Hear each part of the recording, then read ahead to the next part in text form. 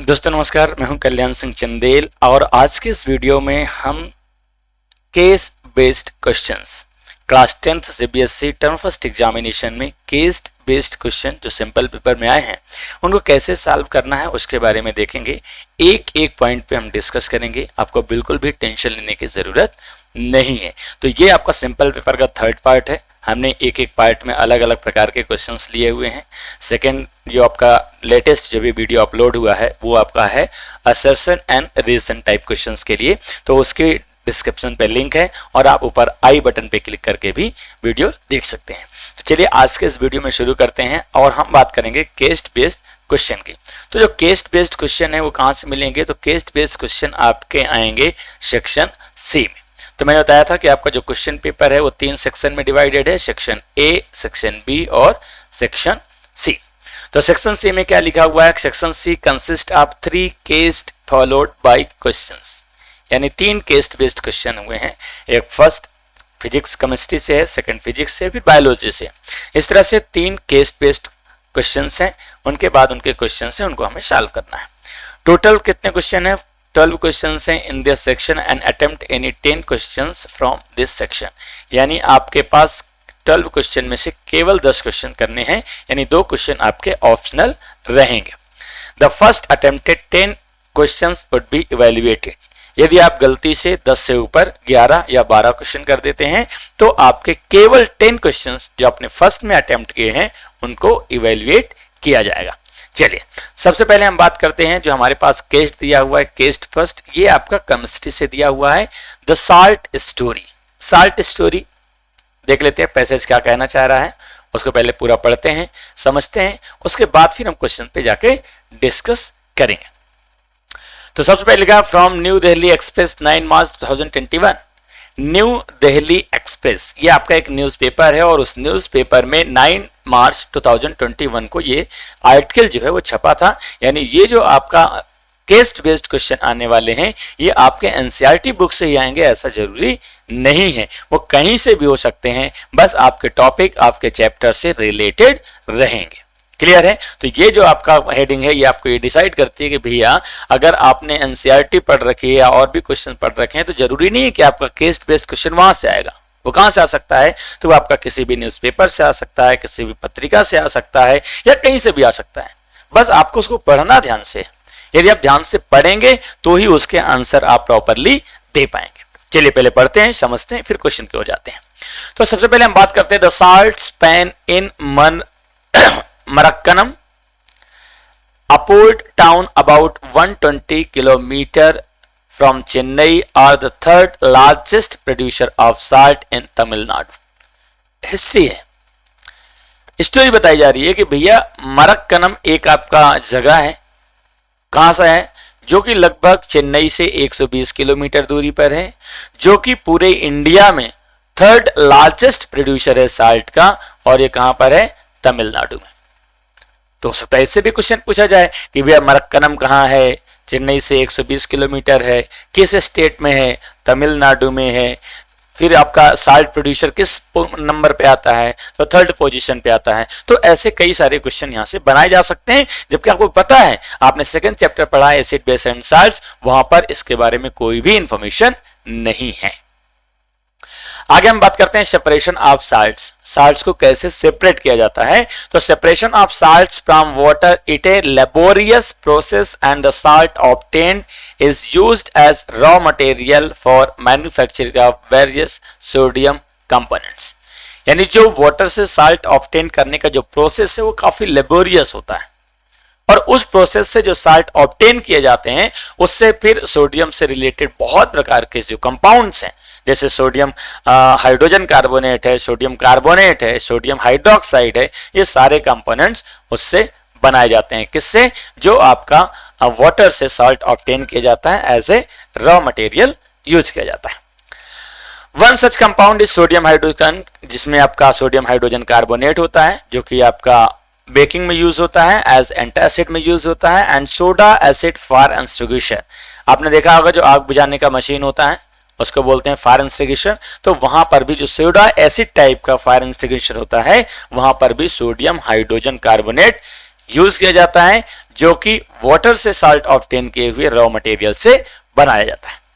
I कहता the table shows the mass of various compounds obtained when 1 liter of sea water is evaporated। यानी 1 litre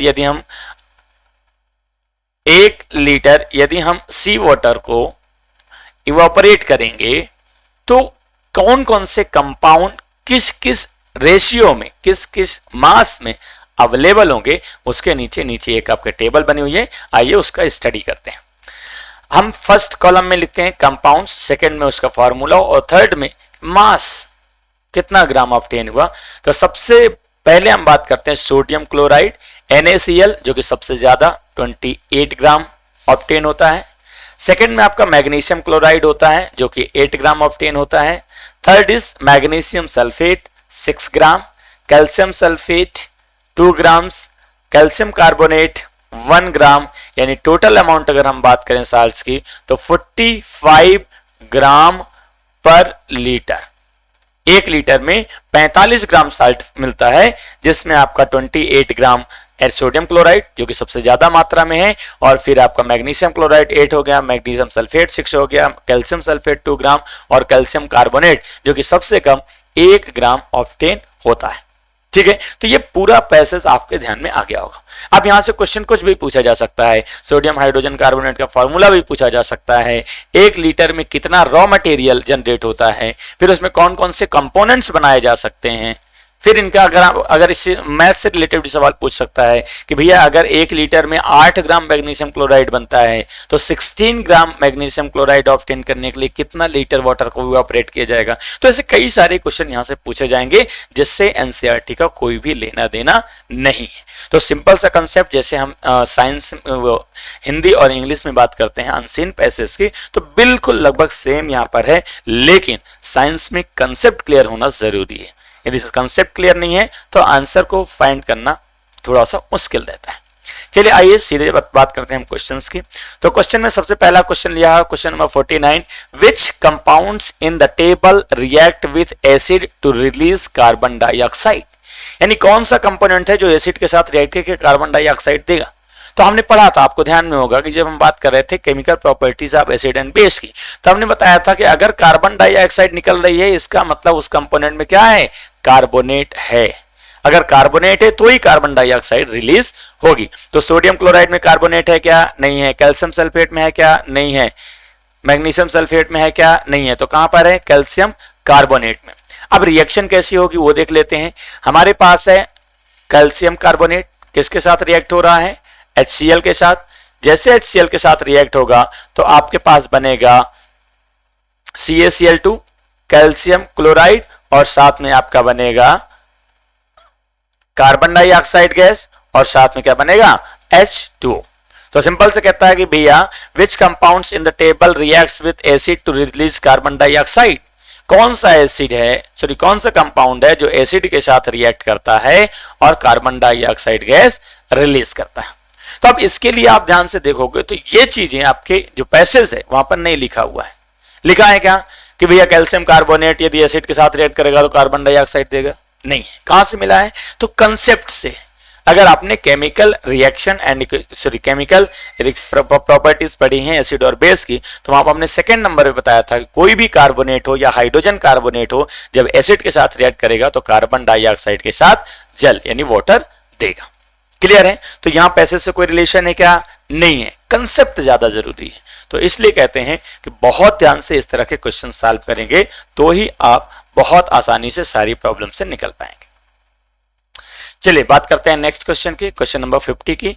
तो question number 50 कहता है how many grams of magnesium sulphate are present in 135 gram of solid left by evaporation of sea water. ये देखिए maths का सवाल आ गया। मैंने जस्ट बात की थी कि ऐसे से क्वेश्चन भी पूछे जा सकते हैं। तो यहां पर बोला है कि भैया मैग्नीशियम सल्फेट कितना है, 135 ग्राम मिला हुआ है। तो आपको बताना है how many grams of magnesium sulphate are present in 135 gram of solid left. मतलब ये कि अगर हम बात करेंगे ऊपर पैसेज में जाते हैं तो ऊपर पैसेज में बता रहा है कि यहां पर 45 ग्राम जो रॉ मटेरियल जनरेट होता है उसमें मैग्नीशियम सल्फेट कितना है, 6 ग्राम। मैग्नीशियम सल्फेट कितना है 6 ग्राम, 45 में मैग्नीशियम सल्फेट है 6 ग्राम। देखिए ये 6 ग्राम हो गया मैग्नीशियम सल्फेट, कितने में 45 ग्राम रॉ मटेरियल में। क्वेश्चन पूछ रहा है कि भैया 135, यदि हम इसको 135 ग्राम कर देंगे तो आपका मैग्नीशियम सल्फेट की वैल्यू कितनी होगी। तो ये आपका क्वेश्चन बिल्कुल मैथ से रिलेटेड है। अगर सिंपल मैथ्स आपको आती है तो बहुत आसानी से इसका आंसर आप दे सकते हैं। चलिए देख लेते हैं, कैलकुलेट करके बताते हैं। अब आप देखिए अगर 45 ग्राम में 6 ग्राम है, 45 ग्राम में 45 ग्राम में 6 ग्राम है तो 1 ग्राम में कितना होगा, सॉरी हाँ, तो 1 ग्राम में कितना होगा बाई 6, 130 ग्राम में कितना होगा इंटू 135, सॉरी कैलकुलेशन मिस्टेक।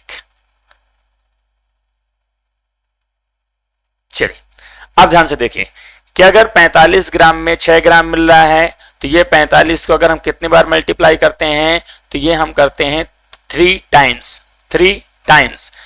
करेंगे तो 135 होगा। तो इधर भी 3 टाइम्स कर देंगे तो कितना हो जाएगा 6 त्रिजा 18 ग्राम। तो आपका जो राइट आंसर होगा वो क्या हो जाएगा 18 ग्राम। क्लियर है। तो ये देखिए इसका भी पैसे से कोई रिलेशन नहीं है, सिर्फ आपका मैथ्स का कैलकुलेशन बेस्ड क्वेश्चन है। चलिए हम बात करते हैं नेक्स्ट क्वेश्चन के, question number 51। Question number 51 is saying that what is the saturated solution of sodium chloride card. Sodium chloride का सैचुरेटेड सॉल्यूशन, इसका मतलब NaCl को जब हम वाटर में डिसॉल्व करेंगे तो क्या बनेगा। तो you know that the mixture of NaCl and water is known as brine. अब आप मुझे बता दो पैसे से इसका कोई रिलेशन है क्या, नहीं। तो इसलिए आपको साइंस में कंसेप्ट क्लियर होना बहुत जरूरी होता है। तो इसमें option A is correct option. Clear है। चलिए आगे बढ़ते हैं, क्वेश्चन नंबर 52 की बात करते हैं। क्वेश्चन नंबर 52 लास्ट क्वेश्चन है आपका इस केस का। तो what is the pH of the acid which is used in formation of common salt. Common salt बनाने के लिए जो एसिड यूज किया जाता है उसकी पीएच कितनी होगी। तो आपको पता है कि जो कॉमन साल्ट होता है उसका जो फॉर्मूला होता है वो होता है NaCl, और NaCl क्या होता है आपका न्यूट्रल साल्ट होता है। अब न्यूट्रल अगर साल्ट बनाना है तो आपको क्या चाहिए, strong acid plus strong base. Strong acid में क्या यूज करेंगे, तो हम सीधे यूज करेंगे आपका HCl, और स्ट्रॉन्ग बेस में यूज करेंगे NaOH, और तब जाके आपका सॉल्ट जो कॉमन सॉल्ट होता है NaCl और साथ में H2O मिलेगा। अब आप बताइए कि जो HCl है उसकी pH कितनी होती है। तो HCl की pH होती है 1 to 3। अच्छा कभी अगर आप मान लेते हैं इस तरह के क्वेश्चन हमें समझ में नहीं आते, ध्यान में नहीं आते, तो कैसे सॉल्व करना है। तो बहुत सिंपल सा कंसेप्ट सॉलिड आइडिया मैं आपको देता हूं कि पहले देख लेते हैं। हम बात करें यहाँ पे लिखा what is the pH of acid, pH of acid. तो पीएच ऑफ एसिड या तो 1 से 3 होगा या तो 6 to 8, ये भी नहीं होगा 6 हो सकता है, लेकिन 8 to 10 और 11 to 13 हो ही नहीं सकता है। इसके भी चांसेस बहुत कम है, क्यों, क्योंकि यहाँ पर आप स्ट्रॉन्ग एसिड यूज करते हैं। तो फाइनली आपका आंसर कौन सा सही हो जाएगा, ऑप्शन नंबर ए। तो ये रहा आपका केस बेस्ड क्वेश्चन। इसके आगे नेक्स्ट वीडियोस में हम कवर करेंगे कि आपके फिजिक्स का जो केस है, बायोलॉजी का केस है, उसको कैसे सॉल्व करेंगे। फिलहाल ये केमिस्ट्री का पहला केस था जो हमने सॉल्व किया। एक एक क्वेश्चन को, एक एक टॉपिक को बहुत बारीकी से समझाने का प्रयास किया है। उम्मीद है आपको समझ में आया होगा। यदि वीडियो आपको समझ में आता है, पसंद आता है, तो दोस्तों में शेयर कर सकते हैं। अगर आपको वीडियो पसंद आता है तो लाइक कर सकते हैं। यदि चैनल पे नए हैं और आगे आने वाले वीडियो में भी इंटरेस्टेड हैं तो चैनल को सब्सक्राइब कर सकते हैं। Thanks for watching the video. Bye bye, take care, जय हिंद। मिलते हैं नेक्स्ट वीडियो में।